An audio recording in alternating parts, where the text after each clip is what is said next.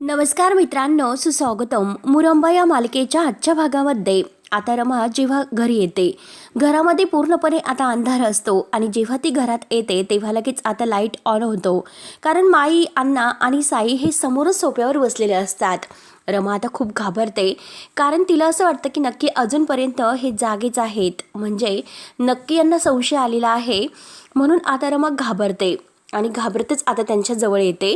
तेव्हा माई लगेच रागाने विचारते की काय ग, कुठे गेली होतीस आणि महत्त्वाचं म्हणजे कशाला गेली होतीस. आई मात्र अगदी रागावणे म्हणजे शांत बसलेला असतो. तो आता रमाकडे ढोंकून सुद्धा बघत नाही. त्यानंतर आता अण्णा म्हणतात की हे बघ रमा, इतकं सगळं होऊन सुद्धा तू पुन्हा अक्षयला भेटायला गेली होतीस. अगं, तुझा बाप म्हणून माझं नाक कापलं जातं याचं तुला काहीच वाटत नाही का. तेव्हा आता रमा म्हणते की कशाला काय वाटायला हवं आणि मी का खोटं बोलू. मी त्यांना जाब विचारायला गेले होते, जे काही त्यांनी केलं त्याबद्दलचा. साई आणि मी डिनरला जाणार होतो, परंतु ते कॅन्सल झालं. मी साईंना विचारलं की काही काम आहे का, म्हणून आपण डिनर कॅन्सल केला. तेव्हा मात्र साई काहीच बोलले नाही. परंतु जेव्हा मी रूम मध्ये चालले होते तर आईंनी मला ती चिठ्ठी दाखवली आणि तेव्हा मला हे सगळं समजलं की हे सर्व अक्षयने केलेलं आहे.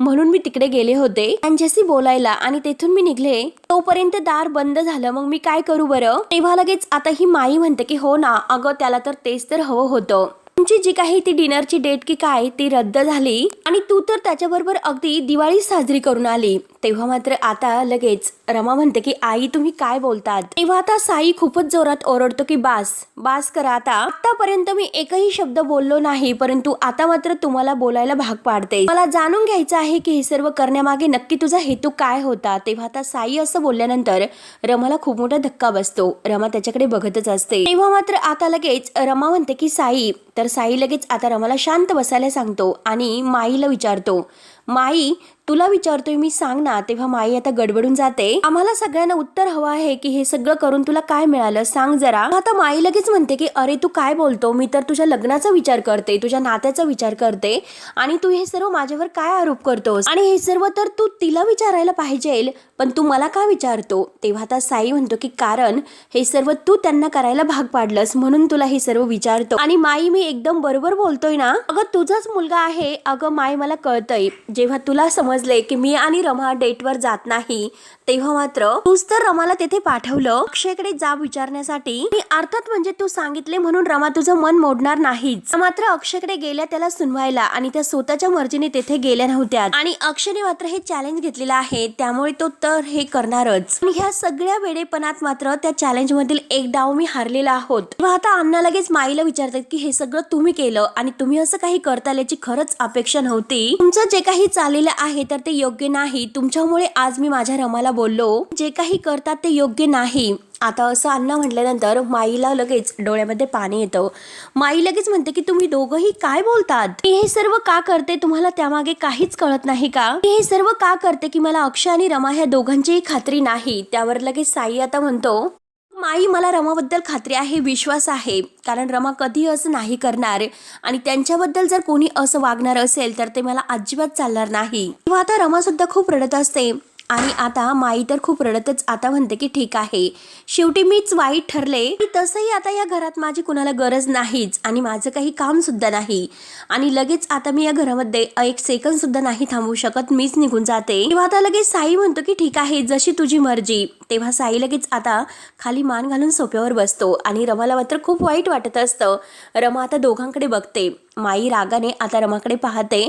रमा मात्र लगेच आता माईकडे लक्ष देत नाही आणि माई रागाने आतमध्ये निघून जातात. साई मात्र आता रमाला म्हणतो की मी आता माईच्या वतीने तुमची माफी मागतो. तेव्हा रमाला खूप वाईट वाटतं. तेव्हा मात्र आता साई रागाने आतमध्ये निघून जातो. तेव्हा अण्णा उठतात आणि रमाजवळ येतात. ते रमाला म्हणतात की हे बघ रमा, हे असं काही घडलंय, खरंच याबद्दल मला माहिती नव्हतं, त्यामुळे मी तुला बोललो, मला माफ कर. पण मी तुला एक गोष्ट सांगू का, साईच्या विश्वासाला कधीही तडा जाऊन देऊ नकोस. आय एम सॉरी असं बोलून अण्णा आता आत जातात. रमाच्या डोळ्यात पाणी येत असते. आता रमाचा अगदी काय करू आणि काही नाही अशी तिची अवस्था होते. त्यानंतर आता इकडे अक्षय आणि शशिकांत घरी येतात. सगळेजण आता नाश्ता करत असतात. तेव्हा आता सगळेजण खूप हसत असतात. तेव्हा पार्वती आजी म्हणते की अरे कसे आहात रे तुम्ही, ती रमा जर पकडली गेली असती तर काय झालं असतं बरं. त्यावर आता अक्षय म्हणतो की आई अगं आम्ही बरं असं होऊन दिलं असतं बरं, त्यानेच असं केलं होतं मी. अगं मी म्हणजे आई यांनी म्हणजे बाबांनी. त्यावर आता हे ऐकून पार्वती आजी म्हणते की शशिकांत वा, खरंच खूपच छान डोकं लढवलं रे तू. तेव्हा आरोही विचारते की आजोबा आई कधी येणार आहे. त्यावर आता शशिकांत म्हणतो की येणार, अगं नक्की येणार. तारा मात्र अगदी वाकडे तोंड करून यांच्याकडे बघत असते, कारण ती इरावतीचं पैद असते, त्यामुळे तिला अगदी हे सर्व सहन होत नाही. बाकीचे सर्वजण खूप खुश असतात आणि आता मस्त नाश्ता करत असतात. तर शशिकांत आता आरोहीने विचारल्यानंतर सांगतो, येणार, नक्की येणार. तुझी आई लवकरच आपल्या घरी येणार, लवकरच आपली रमा घरी परत येणार आहे. तेव्हा हे ऐकून आरोही तर अगदी आनंदाने जोरात ओरडते आणि आर्थाला सुद्धा खूप आनंद होतो. आर्था म्हणते की रमा काकू येणार. आता पार्वती आजी म्हणते की हो रमा येणार, मग आपण काहीतरी गोडाधोडाचं करूयात जेवायला. तेव्हा आता सगळेजण हो म्हणतात. तर आरोही सुद्धा म्हणते की हो चालेल. शशिकांत म्हणतो की हो, तर सेलिब्रेशन तर व्हायलाच हवे. कालच्या कॅन्डल लाईट डिनर आणि सर्वांना खूप आता हसायला येतं आणि जोरात चिअर्स अगदी पीत तो ज्यूस पित असतो. तेव्हा अक्षय म्हणतो की बाबा. शशिकांत म्हणतो की काही नाही.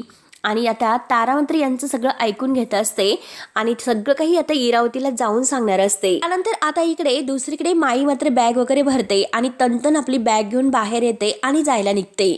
तेव्हा आता रमा धावतच येते आणि माईंचा हात धरत तिची बॅग धरते आणि तिच्यासमोर हात जोडून उभी राहते. प्लीज माई जाऊ नका, साईंच्या वतीने मी तुमची माफी मागते. तेव्हा माई म्हणते की नको नको, अगं नको गो बाई, म्हणजे हे बघ अगं तू माफी मागू नकोस, कारण मी हे जे काही करते तर माझ्या मुलाला हे वाटेल की तू माझी माफी मागावी म्हणून हे सर्व नाटक मी करते. तर नको ग, ही नाटकं आहे ना ती बंद कर आता, नको, मला माझं जाऊन दे. तेव्हा माई पुन्हा जायला निघते. रमा पुन्हा हात धरते आणि म्हणते की आई हे बघा, माझ्यामुळे तुमच्यात दोघांमध्ये अगदी वाद झालेली मला नकोय. तेव्हा आता माई म्हणते की अगं तसं तर वाटत नाही आणि तुला तर हे सर्व झालेलंच पाहिजे आहे. अगदी तुला मी इथे नकोयच. आमच्या दोघात वाद झाले तर तुला खूप चांगलं वाटतं, कारण साईच्या बाजूने बोलणारं कोणीच नाही. एकदा की मी इथून निघून गेले तर तुझ्यासाठी रान हे मोकळंच असेल. तेव्हा आता रमा म्हणते की अहो तुम्ही असं का बोलतात, असं काही नाही, माझ्यावर विश्वास ठेवा, मी कशाला तुमचा रागराग करेल. आणि हे बघा माहिती आहे ना, मी तुम्हाला वचन दिलेलं आहे, ते वचन मी नाही मोडणार. अक्षय माझा भूतकाळ आहे आणि तो माझा भूतकाळच राहील आणि ते सगळं विसरायला मात्र आता वेळ तर लागेलच थोडासा. तेव्हा आता माई म्हणते की अगं हे तर तू कधीही विसरणार नाहीस, मला पूर्ण खात्री आहे की तू कधीच विसरणार नाही. तर रमा सुद्धा रागाने म्हणते की मग मला सुद्धा पूर्ण खात्री आहे की हे सगळं काही तुमच्यामुळे होते. मला मदत करायची सोडून मात्र तुम्ही सतत अक्षयचा आणि मुकादम कुटुंबाचा विषय काढून बसत असतात. मी त्यांना कसं विसरू शकेल बरं. माई आता हसते आणि म्हणते की तुला एक सांगू का, तुझ्या मनात नक्की काय सुरू आहे ते तर मात्र मी नाही सांगू शकत, परंतु तुझ्या डोळ्यात काय आहे हे मी नक्की सांगू शकते. तुझं माझ्या पोट्यावर म्हणजे माझ्या साईवर तुझं प्रेम नाही. तेव्हा आता रमा म्हणते की हो, मी नाही करत साईवर प्रेम, कारण आजपर्यंत मी साईंना फक्त मित्र म्हणून बघितलेला आहे. मी प्रयत्न सुद्धा करत आहे की सगळं विसरून पुढे जाण्याचा, पण साईबद्दल आता ह्या सगळ्या काही भावना आहेत तर त्या निर्माण होण्यासाठी मला तर वेळ लागेल.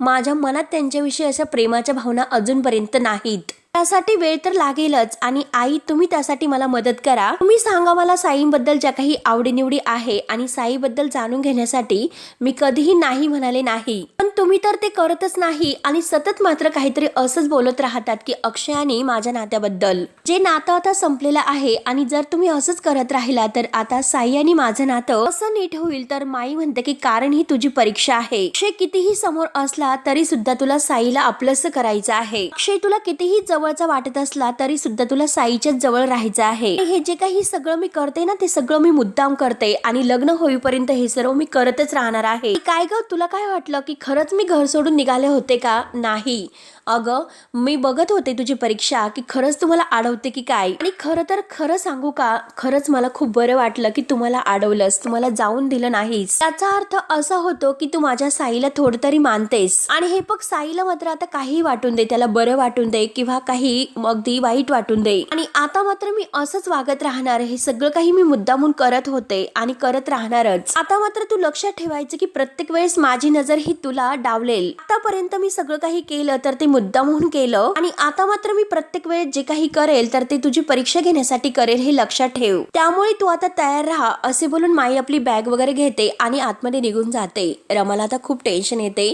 डोक्याला हात लावून रमा आता रडत असते, कारण आता एक ना एक टेन्शन काही सुरूच असतं आणि प्रत्येक ठिकाणी तिला आता परीक्षा द्यायची असते.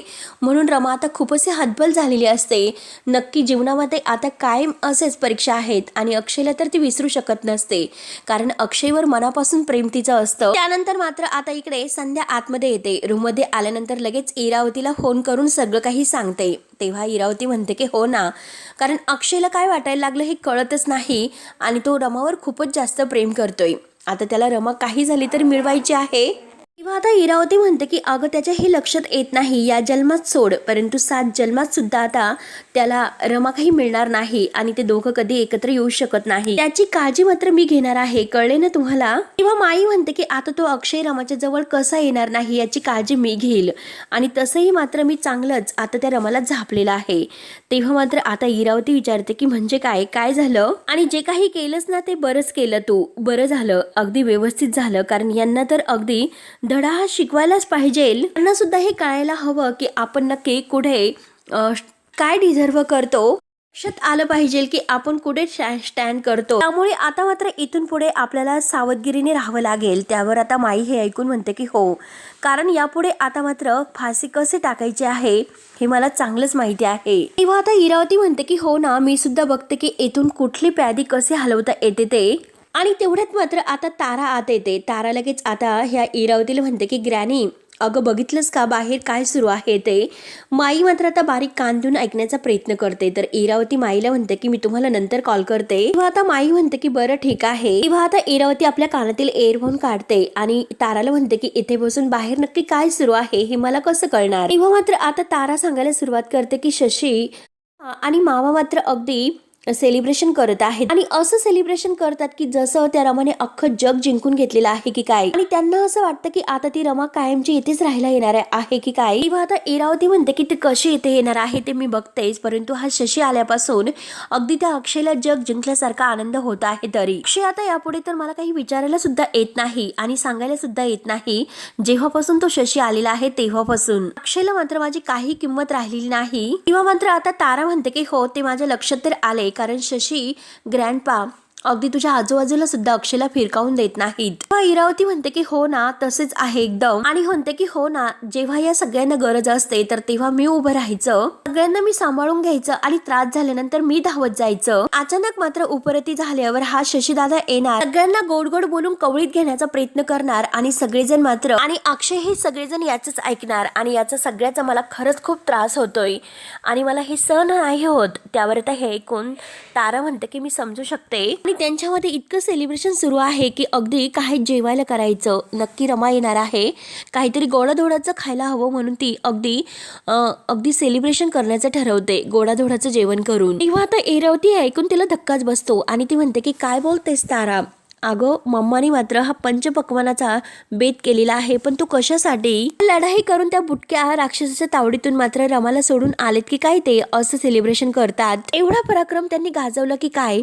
तेव्हा आता इरावतीच्या डोक्यात काहीतरी प्लॅन येतो. विचार करत असते की आता काही झालं तरी आता यांची जिरवायचीच. तेव्हा आता इरावती विचार करत असते तर तारा तिला विचारते की ग्रॅमी, अगं नक्की तुझ्या डोक्यामध्ये काय सुरू आहे, काय चालू आहे बरं. तेव्हा आता इरावती म्हणते की त्यांचा आता हा विजय आहे ना, तो पराजयात अगदी बदलण्याची वेळ तर आलेलीच आहे आणि त्याला आता सुरुवात झालेली आहे. तर तेव्हा आता लगेच तारा विचारते की म्हणजे काय, तर इरावती म्हणते की म्हणजे वाघाचे पंजे, कुत्र्याचे कान आणि कोंबडीची मान. आणि इरावती तिला विचारते की पंचपक्वानामध्ये नक्की आता आई मम्माने काय काय बनवलेलं आहे ते जरा जाऊन बघून येते का. तेव्हा तारा लगेच म्हणते की ओके मी बघून येते. तर इरावतीचा असा प्लॅन असतो की आता संध्याला फोन करायचा आणि म्हणून ती संध्याला फोन करते आणि म्हणते की हॅलो संध्या, एक गुड न्यूज आहे मात्र. त्यावर माई विचारते की म्हणजे काय ग, तर इरावती म्हणते की अक्षयने आईला हरवलं, मग आता माझ्याकडे असा काहीतरी प्लॅन आहे, ताई मात्र अक्षयवर मात करू शकतो. तेव्हा आता माई विचारते की म्हणजे ते कसं होईल, कसं शक्य आहे.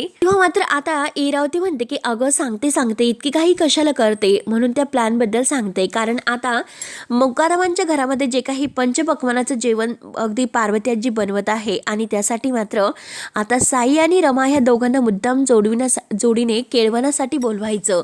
यासाठी मात्र हा प्लॅन मात्र ती माईला सांगत असते. माई तर इरावतीचा हा प्लॅन ऐकून खूप खुश होते आणि लगेच मात्र आता माई म्हणते की अगं अगदी ग्रेट, आणि याला काय म्हणतात माहिती आहे का? जसेच तसे. तेव्हा आता इरावती म्हणते की नाही, याला म्हणतात प्लॅनिंग. त्यानंतर मात्र आता इकडे साई फोनवर बोलत असतो आणि काही केळवणाबद्दल त्याला आता बोलवलेलं असतं जेवायला. तेव्हा तो म्हणतो की केळवण नाही, असं नाही जमणार, इतक्या तर नाहीच. आणि तेवढ्यात तो नंतर फोन करतो असे म्हणून फोन ठेवतो आणि रमा तेवढ्यात आत येते.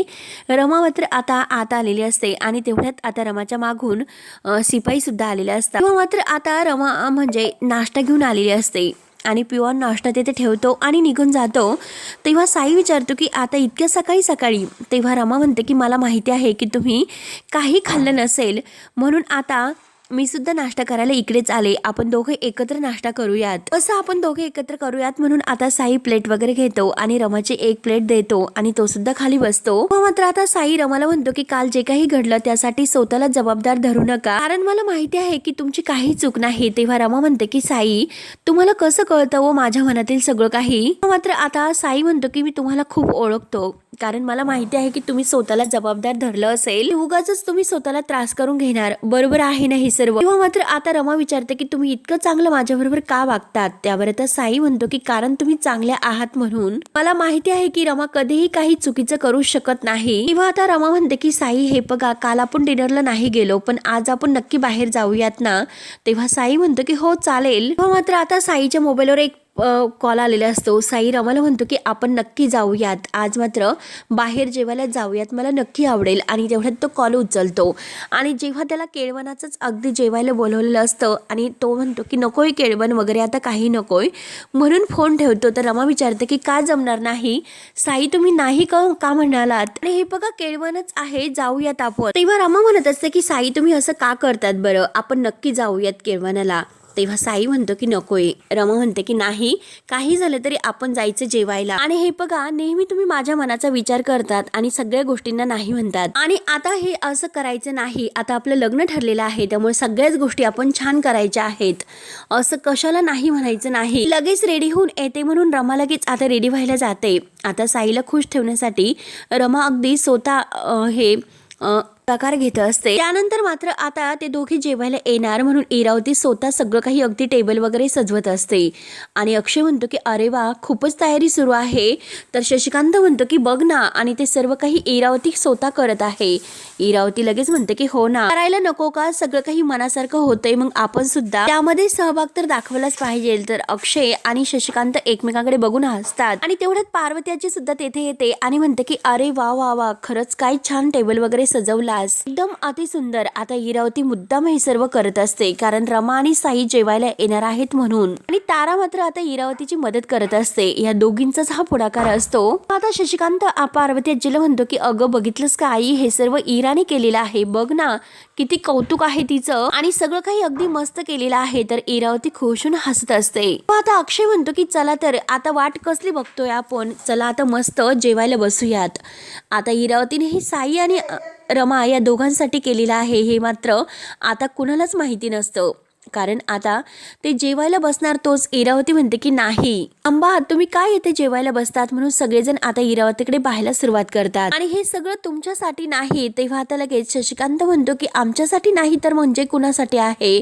कारण आता शशिकांत, अक्षय, पार्वती आजी यांना असं वाटतं की इरावती आज स्वतः मात्र आपल्या सगळ्यांसाठी इतका छान टेबल सजवत आहे, परंतु इरावतीने हे तर साई आणि रमा या दोघांसाठी केलेलं असतं. इरावती त्यांना म्हणते की तुम्ही काहीतरी लढाया अगदी जिंकून काही कोणाला बुटक्याला मारून इकडे आलात की काय? शशिकांत पार्वतीजीकडे बघतो. नक्की आता इरावतीचं काय प्लॅन आहे हे त्यांना काही कळत नसतो. इरावती म्हणते की तुमच्यासाठी हे सर्व नाही, आज केळवण आहे म्हणजे हे असं माझ्या लाडक्या जोडीचं केळवण आहे, त्यांच्यासाठी हे सर्व सागर संगीत सुरू आहे. तर मात्र आता लगेच साई आणि रमा मात्र गाडीतून आता अक्षयच्या घराच्या बाहेर येतात आता लगेच रमा ही अक्षयचं घर पाहते आणि साईला विचारते की साई, आपण इथे अक्षयच्या घरी का आलोत? साई, मी तुम्हाला काहीतरी विचारते, बोला. तेव्हा आता साई म्हणतो की रमा, हे बघा, इथे गोष्टींचा शेवट होतो तर तेथेच नव्या गोष्टींची सुरुवात सुद्धा होते. हे बघा साई, आपण केळवणाला जाणार होतो मग आता. आणि तेवढ्यात आता रमाच्या लक्षात येते आणि रमा शांत होते. तर साई म्हणतो की कळले ना तुम्हाला आता की मी का केळवणासाठी नाही म्हणत होतो ते. त्यांनी सर आता आपल्याला केळवणासाठी बोलवलेलं आहे. तेव्हा आता रमाला आणखीन टेन्शन येते. त्यानंतर आता इकडे अक्षय आतमध्ये इरावतीला विचारतो की आत्या, तू केळवणासाठी कुणाला बोलवलेलं आहे? तेव्हा आता साई आणि रमा मात्र आतमध्ये येतात. साई लगेच म्हणतो की आम्हाला. तेव्हा सगळेजण आता त्यांच्याकडे पाहायला सुरुवात करतात. इरावती तर खुश होऊन हसते. आता साई म्हणतो की मला आणि माझ्या होणाऱ्या बायकोला केळवणासाठी यांनी बोलवलं. तर आता अक्षय रागाने साईकडे बघत असतो. आणि मित्रांनो, हा भाग येथे संपतो. पुढील भागामध्ये इरावती आता सगळ्यांच्या समोर मुद्दाम अक्षयला जाळण्यासाठी म्हणते की रमा, अगं छान, आता तू तुझ्या होणाऱ्या नवऱ्याला घास भरव. आता रमा ही घास भरवायला जाते, परंतु त्या अगोदरच अक्षय येतो आणि अक्षयच मात्र आता रमाच्या हातातील घास खातो. आता रमाला खूपच राग येतो. रमा लगेच म्हणते की तुम्ही. तर साई सुद्धा आता अक्षयवर ओरडतो आणि अक्षयला म्हणतो की हे तू काय करतोस? तेव्हा आता अक्षय म्हणतो की हे बघ, अरे असं म्हणतात लग्न घरामध्ये जे कोणी काम करतात ना, तर त्याला चांगली बायको मिळते आणि बायको म्हणून मला हीच हवी आहे. म्हणजे कसं की हिच्यासारखी म्हणजे कोणीतरी हवी आहे. तेव्हा आता आरवीला खूपच आनंद होतो आणि आरवी अगदी आनंदाने उड्या मारते. तेव्हा आता साईचा खूपच जळफळाट होतो. तर अक्षय म्हणतो की आता रमाच्या लग्नात फक्त मुकादमांचीच वरात असेल. आणि आता स्वतः इतका खुश होतो आणि त्याच्या तयारीला लागतो. तेव्हा आता मित्रांनो, पुढे काय होतं हे बघण्यासाठी आपल्या चॅनलला नक्की सबस्क्राईब करत राहा. धन्यवाद.